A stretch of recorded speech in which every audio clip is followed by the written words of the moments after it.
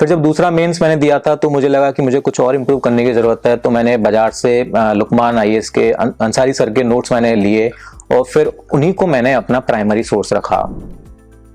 Case study के लिए मैंने 2021 में लुकमान आईएएस का केस स्टडी वाला मॉड्यूल ज्वाइन किया था ऑनलाइन क्लासेस जयपुर से ही। तो उसमें सर ने केसेस को हैंडल करना अच्छे से सिखाया।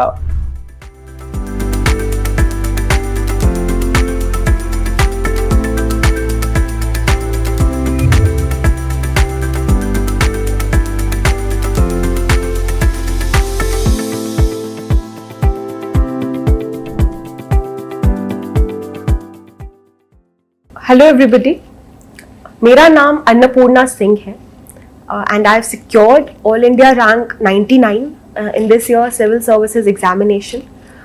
अ ब्रीफ बैकग्राउंड अबाउट मी, मैं पटना बिहार से बिलोंग करती हूँ।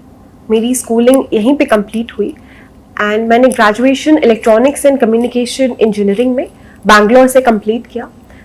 मैंने 3 साल इंटेल में as a semiconductor verification engineer काम किया और उसके बाद ये मेरा 5वां प्रयास था जिसमें मैंने सिविल सर्विसेज की परीक्षा को उत्तीर्ण किया।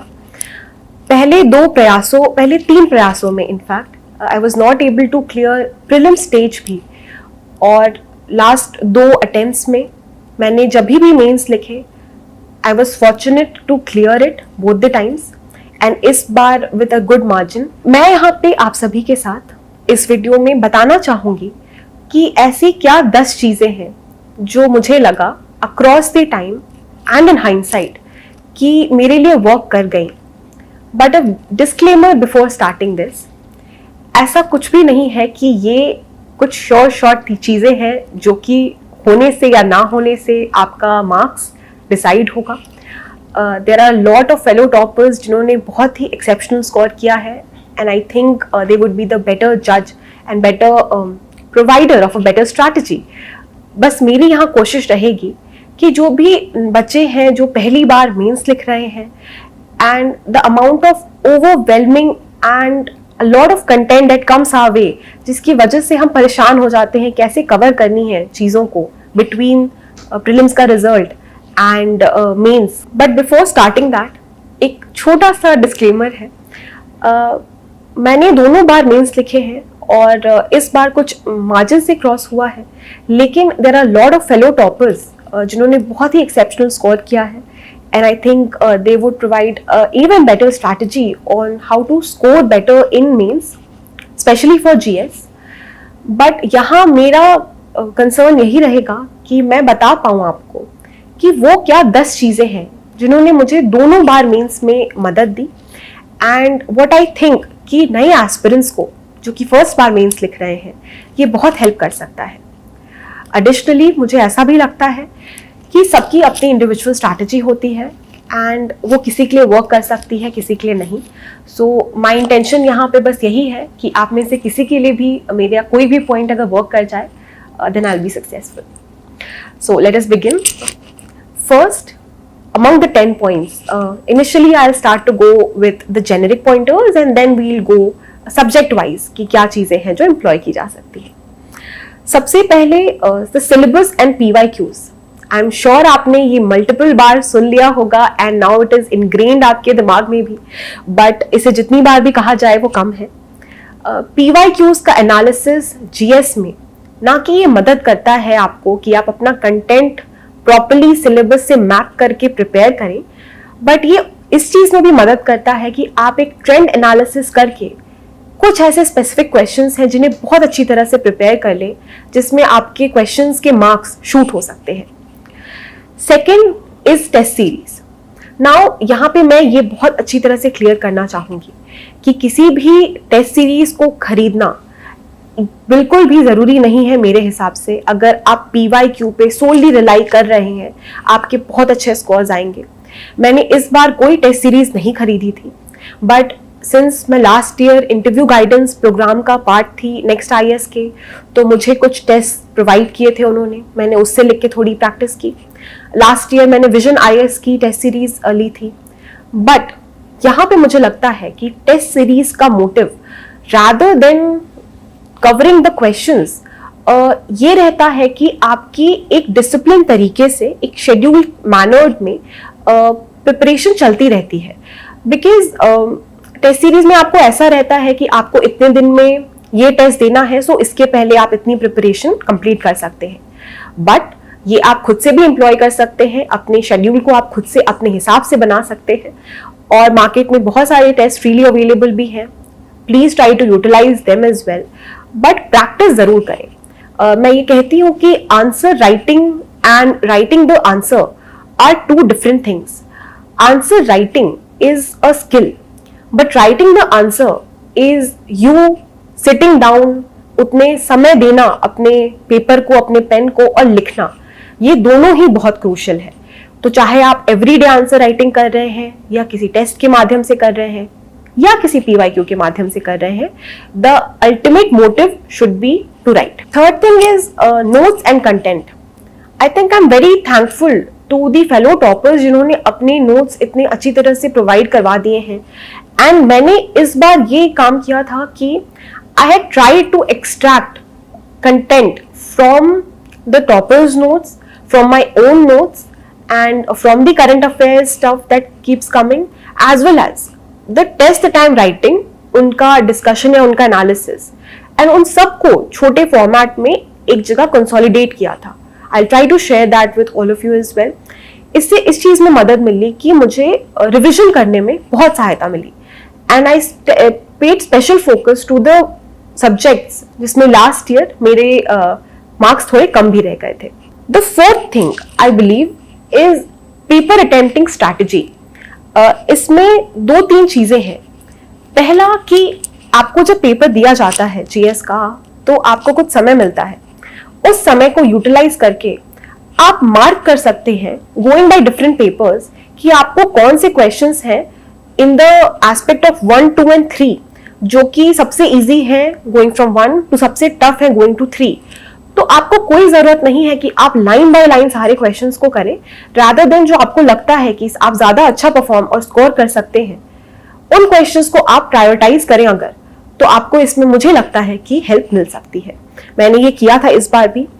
In fact for GS3 and GS2 as well, मैंने ये डिसाइड किया था कि मैं क्वेश्चन नंबर 9, 10 एंड 19, 20 जो कि GS2 में इंटरनेशनल रिलेशंस के क्वेश्चन होते हैं एंड GS3 में सिक्योरिटी के क्वेश्चंस होते हैं, these are low hanging fruits and I thought that I will solve them first, and उसका मुझे रिजल्ट भी मिला, मेरे स्कोर्स में काफी इंप्रूवमेंट आई थी। Apart from this, using proper structures, tables, diagrams, hub and spoke models, I think ये आपके टाइम को भी सेव करते हैं और ये काफी अच्छा और अट्रैक्टिव लगाते हैं आपके आंसर को। सो इससे एग्जामिनर को भी मदद मिलती है कि वो आपको ही थोड़ा बेटर स्कोर दे पाए। Additionally, ready introduction and conclusions I think is something that all the toppers advise, and I'm sure आपके भी prepared होंगे। syllabus से pointers उठा के, keywords उठा के, उनके introduction, conclusion and keywords, value additions अगर आप ready रखते हैं और उसको employ कर पाते हैं, तो I think एक आधे marks तो जरूर बढ़ सकते हैं। Fifth thing, let's go section wise now। essay में मेरे score काफी improve हुए हैं इस बार। पिछले बार I had scored 99 और इस बार it is 121, and I think ऐसे में अगर हम डिस्कस करके, and even if one is not writing initially, अगर हम स्ट्रक्चर करते हैं PYQs को ही, तो इट इज वेरी हेल्पफुल, क्योंकि इससे आपको ना कि अपने आइडियाज बट आपके जो पीयर्स हैं जिनके साथ आप डिस्कस कर रहे हैं उनके आइडियाज भी मिलते हैं। आप उसे कंसोलिडेट कर सकते हैं, या फिर जो भी नोट्स आप फॉलो कर रहे हैं, काफी सारा कंटेंट रहता है मार्केट में, उसे अगर आप फॉलो कर रहे हैं वहां पे आप वैल्यू ऐड कर सकते हैं। बट ऐसे में I think apart from content which does play a minor role, I think the structuring and the ideation बहुत इंपॉर्टेंट रोल प्ले करता है।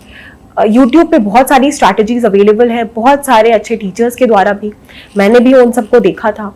कुछ कुछ छोटे छोटे पॉइंटर्स जो टॉपर्स भी बताते हैं कि आपको इंट्रोडक्शन और कंक्लूजन को लिंक करना चाहिए, अपने पैरास को शॉर्ट एंड क्रिस्प रखें, अपने आर्ग्यूमेंट्स को बैक करें एग्जाम्पल से, और दोनों ही ऐसे में थोड़ी सी डाइवर्सिटी होनी चाहिए, इससे इंटरेस्टिंग रहता है आपका ऐसे।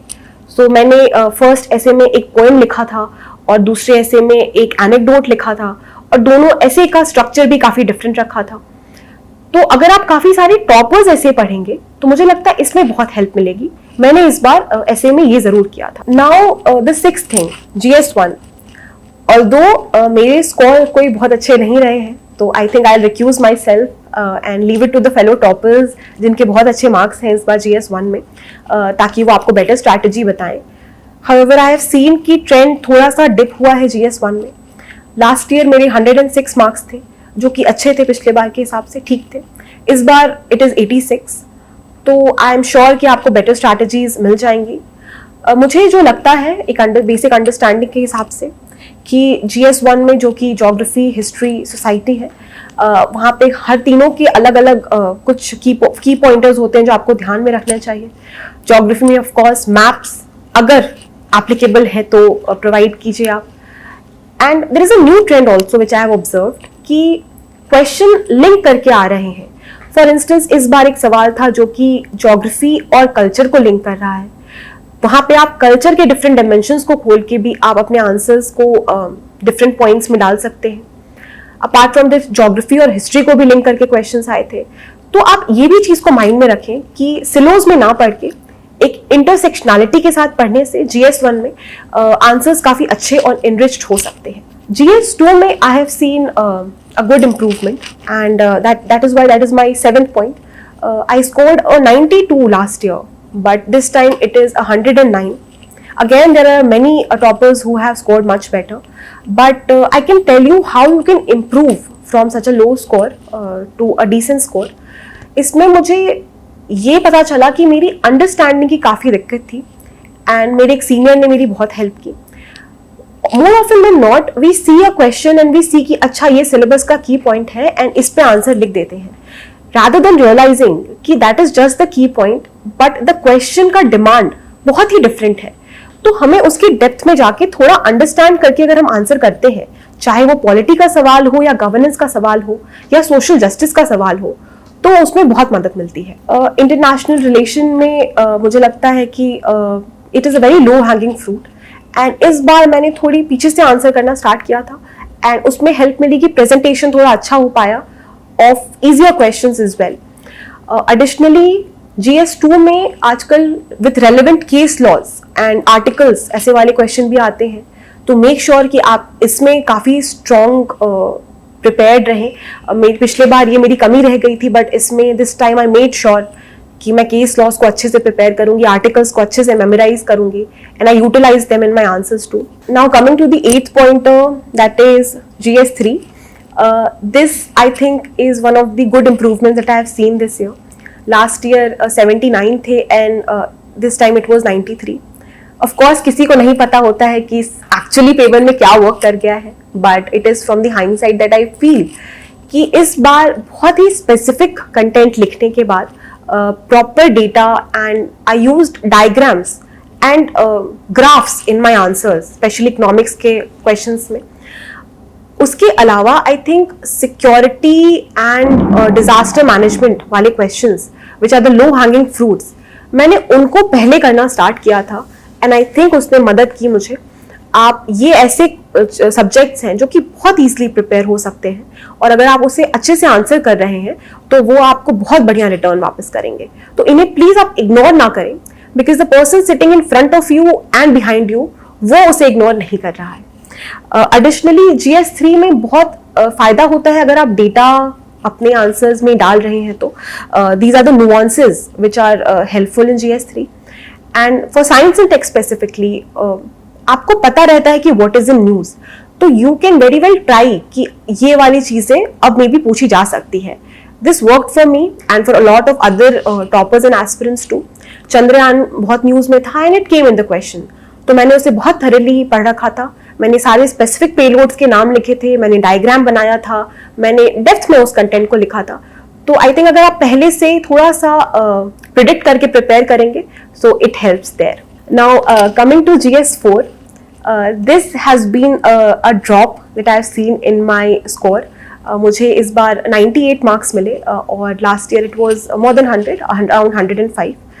One of the reason for this of course was that मैंने ये पेपर 102 फीवर में लिखा था, बट डिस्पाइट दैट मुझे लगता है कि पेपर इस बार काफ़ी अच्छा आया था और बहुत अच्छा स्कोर किया जा सकता था. But there was a mistake that I did and it was कि मैंने केस स्टडीज लिखते समय क्वेश्चन पढ़ा और क्वेश्चन नंबर 12 केस स्टडी का आंसर क्वेश्चन नंबर 13 में लिख दिया एंड वाइस वर्सा. एंड उस कारण मेरे 2 क्वेश्चंस थोड़े से मैसअप हो गए थे. ऑफ कोर्स उसके बाद एक अच्छी चीज भी मैंने की that I try to remain calm and जितना भी स्पेस बचा था मैंने उसमें बचे हुए कंटेंट को लिखा, अपने किसी और आंसर में उसे इम्पैक्ट नहीं होने दिया. Till my exam was over, after my geography the language paper after my optional was over, उसके बाद I started thinking about it. I cried कि ये गड़बड़ हो चुकी है एंड शायद मेंस भी क्लियर ना हो.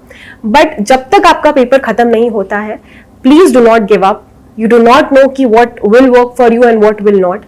So the fight stays till the very end. अपने से कुछ भी preconceived ना करें and I think this has helped me as well. And also I think mains जो ये लास्ट पॉइंट भी है मेरा 10th पॉइंट कि मेंस इतना ग्रूलिंग होता है, इतना डिफिकल्ट हो जाता है कि इसमें अपने मेंटल हेल्थ के साथ साथ अपनी फिजिकल हेल्थ का भी ध्यान रखना बहुत जरूरी है.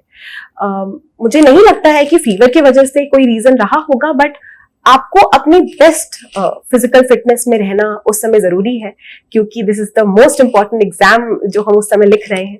So try and stay healthy. उस समय थोड़ी थोड़ी एक्सरसाइजेस करते रहें, किसी फ्लू वगैरह से आप बचा के रखें अपने आप को and stay happy during the entire preparation. I think आपको बहुत सारे specific suggestions for the specific papers मेरे कॉलीग्स जरूर देंगे, but these are a few things that I had employed and I wanted to share them with you. If all my other resources I would definitely share across various platforms, and if there is anything else that I can help the fellow aspirants, I would be very happy to do that. All my best wishes to all of you. Thank you.